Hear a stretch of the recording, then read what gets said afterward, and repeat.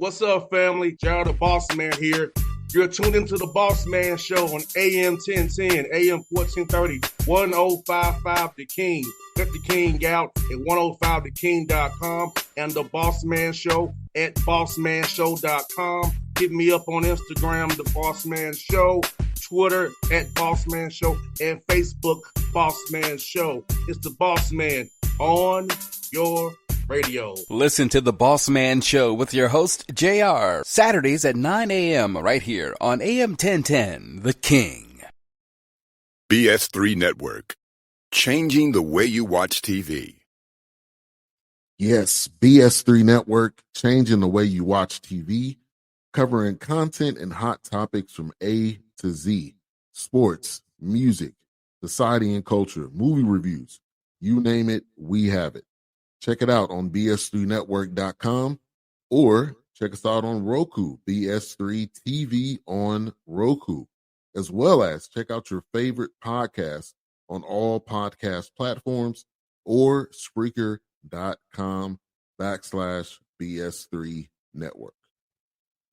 You are now tuned to BS3 Network.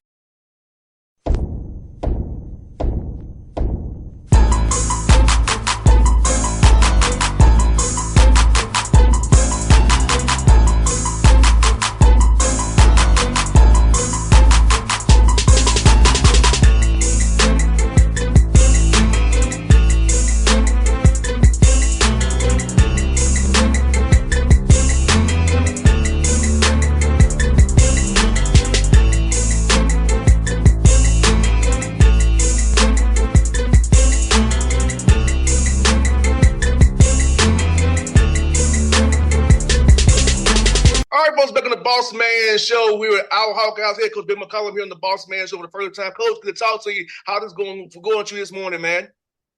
Man, it's going great. It's rainy here, but it's going well. I hear that, Coach. Let me ask you, man, talk about your success last year at Drake, man, doing what you did there and moving on here to Iowa. Just your journey in basketball in general, and just how you decided you was winning so much at D2 now, took the challenge of going to the Missouri Valley Conference in D1, and now you in the Big Ten. Talk about your journey, Coach. It was very amazing to watch from afar. Yeah, absolutely. You know, I think it was never my intent to necessarily be at this level. It was just, you know, try to be great that day is pretty much all that we wanted to do, and try to make a difference on kids' lives. And so, you know, we started off at Northwest, and we ended up winning a lot of games and winning a lot of games very quickly. You know, I guess it's 15 seasons. It seems quick. And then, you know, schools came calling, and it was like, okay, so we can make a difference on a different community, and Drake was that. Obviously, after that, a lot of these Power Fives called, and it's an even bigger platform. And so, you know, then you make the move here. It was never, I think, too often when you focus too much on results or your future goals, I think a lot of times you miss the process of getting there. And so we weren't necessarily focused on this. It just kind of happened. Coach McCollum, let me ask you this, Coach. In Northwest Missouri State, you were 38-80-0 one year, 35-1 one year. So how did your team approach every game, knowing that you were to hunt it every night? You expected to win every night, and everybody's kind of hunt you like this Super Bowl to play you guys and knock you all off. So how did your team handle that pressure every night, knowing that you had to win games because everybody's coming for you based on your success? Yeah, I think that's the process of approach, meaning I've always – you know, I think what is the book Ego is the Enemy? They say work is the work is the win. And we made that a priority in our program, that every day your work is the win. Regardless of if you win the game or not, it has nothing to do with, you know, what you're doing on a daily basis with your practice habits. You know, I think, you know, specific to like the 38-0 team, this team had a lot to prove, and you know, they kind of had an edge to them. I probably coached with an edge to me. Just, you know, I didn't get recruited Division I. You know, Division II, I had a partial scholarship, and so you just naturally create those different things in your mind that, you know, make you want to fight, and not actually fight, but fight as a program. And so, So we did that, and had a tough group, tough kids. I think the 38-0 team actually only had 11 kids on the roster. We redshirted 2, so we only actually had 9 that were eligible to play. So, just had kids that wanted to prove something. And Coach, it's something that you said was about the process. Even me, almost 40 years old, I still go out and shoot every day and walk and exercise every day. Talk about kids getting that process method, that methodology, to have knowing they have a routine every day, have a purpose for your day, and everything having a reason why you do it, not just doing it to do it, and just getting everything out of what we do, being an everyday guy. Yeah, I think when you like focusing on results or, hey, I want to win a national title doesn't get you any closer to winning a national title. Or, hey, I want to be healthier. I want to have a healthier lifestyle. I want to, well, that actually you can do, but I want to lose 25 pounds. It's like, okay, that's great. And I appreciate your goal with the end in mind. That's kind of the obvious goal, but ultimately it's the process that gets you there. And so if you can get excited about, what people probably would call, something that you wouldn't necessarily get excited for, your walk every day or whatever you're talking about. And then from a basketball perspective, just the practice itself, just get excited about that one drill, the one thing that you're focused on and in the present on. And that's what we've tried to do, but you just don't accomplish any goals by focusing on the actual goal itself, because that's irrelevant. It's still just making sure that you focus on your daily habits. 100%. And that's something I try to tell young men I mentor today, Coach McCollum, that, hey, it's a process. You have to really master your process, master your routine, because without a routine, you have nothing. You're just doing something to do it. So, and I know I'm big on mapping out my day, having my task here, what I'm going to do. So I try to pass it to the young men I mentor so they can put that into their games, because you can't just do it what you do in practice with the coaches. You have to do it on your own and go in the gym on your own. Because talk about that, coaches, as well, having that drive to go get extra work in without you being around. Really honing in on your craft to get better every day. Yeah, I mean, there's a natural drive that comes with it, but you don't always just do things when you're actually motivated to do them. There's a level of professionalism that comes with some of the best players that I've coached and the best coaches that I've been around. Is, it's just like, hey man, I don't really feel like doing it. And there's days that I don't feel like doing it, but that's the separator. The days that you don't feel like doing it, can you get yourself up to be able to compete and go about your business, get your shots up, whatever that may be. Like we have a kid, Bennett Sturts, on our team, and he's going to end up being in the NBA, and he didn't have a single Division I offer. Well, he'll be here at 6, 7 a.m. every morning, and practice won't be till 10. And it's every morning. It's not just like when he feels like it, or there's a wave of motivation to it. It's like, no, it's today, tomorrow, the next day, the next day, the next day, regardless of his motivation level, because he understands that work is the win, and he needs to make sure that he puts it in. And Coach, as a bit of competitor, I know you are. You're in the Big Ten. Every night's gonna be a tough night for you guys, man, on the court, getting high competition from that conference. Talk about, just as a competitor, as a coach and your staff, the excitement to go against these teams every night with quality coaches and quality players who will be in the NBA on so many teams here that you play every night.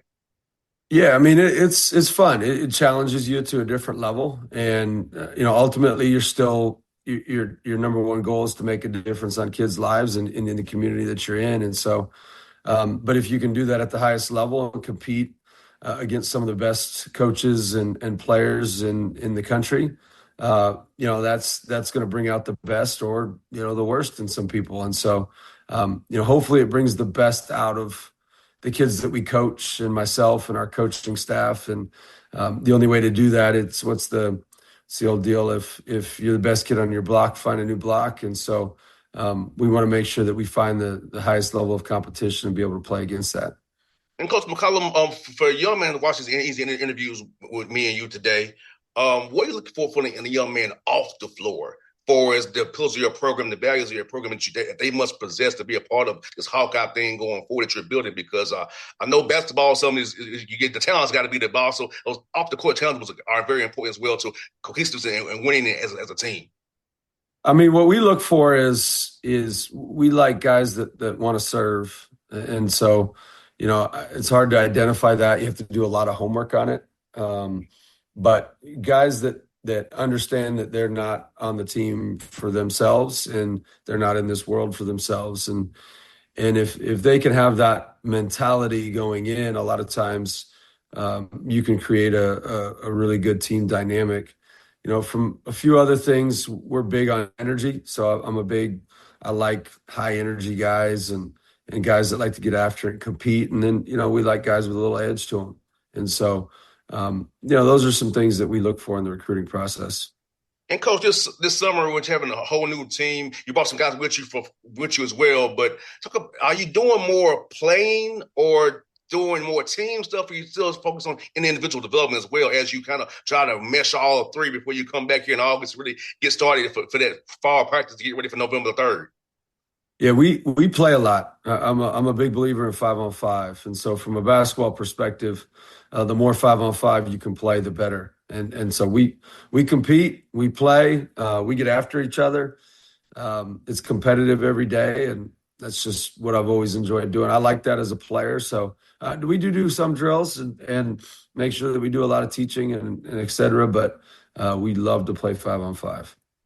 And coach, talk about the team bonding piece of it in the summertime that allows you to redo that team bonding when this new portal NIL where it's a whole new team every year. Even though you guys are familiar with some of them, are familiar who you brought with you, but talk about that team bonding piece of it and doing things in the summertime really to the cohesiveness, because you have got to really be together from now until March if you want to accomplish the goals you want to accomplish. So talk about that piece as well, coach.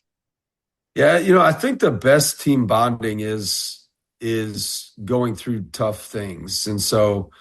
The more we can make our summers difficult, like in the weight room with conditioning, even in practice, and put them in challenging situations where they have to respond as a group, I think that creates a better bond than any team bonding activity that can be done. And so we really put a lot on the basketball, the weights, the conditioning, that portion, and get it to a point where there's some failure there and see how they respond as a group. Then you do have your team activities, whether you go to the lake or different things that you do, go golfing, whatever it may be. And so those are great too, but more importantly, I think just competing against each other helps that.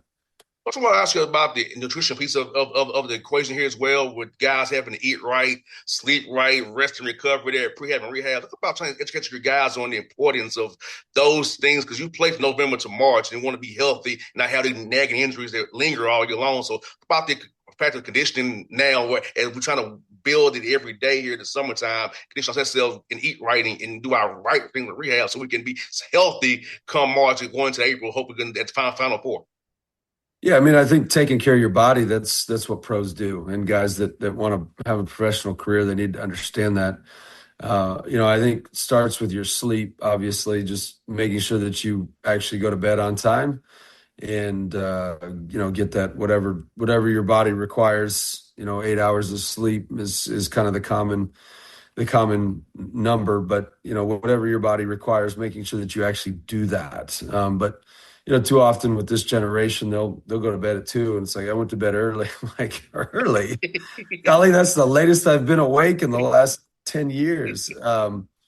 So yeah, I think sleep, and then obviously your hydration. And then after that, you do have your making sure that you eat right. I think it becomes difficult as a college kid to really discipline that. And so, what we try to focus on would be your hydration and your sleep first and foremost, because those are easy things to control. And then after that, trying to eliminate some, maybe the fast food that you would go to, some of your sugar, that stuff. And then it helps your body to be able to function late in the season.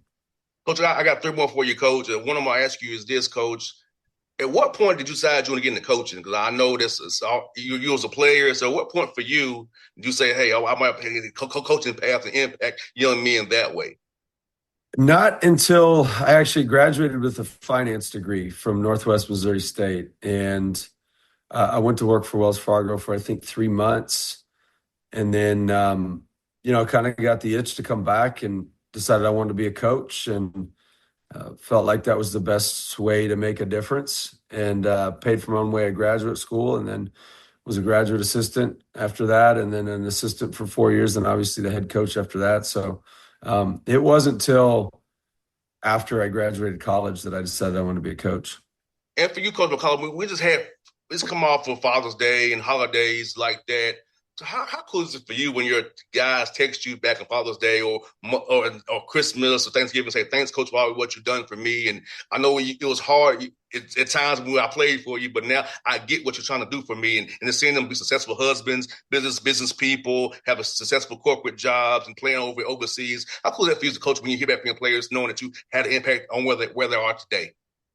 I think that's why you do it. At least that's why I choose to do it. And your greatest thank you is their success, not necessarily just being successful and being the best at something, but, just being a good human being that gives back to the community that they're in. And so, you see that in 10 years, that's the best thank you can have, regardless if anybody ever tells you thank you or, whatever it may be. It's not really why you do it. It's, hey, this is the difference that you made. You can see that and you can identify it. And it's like, man, that feels good. And that's why you coach.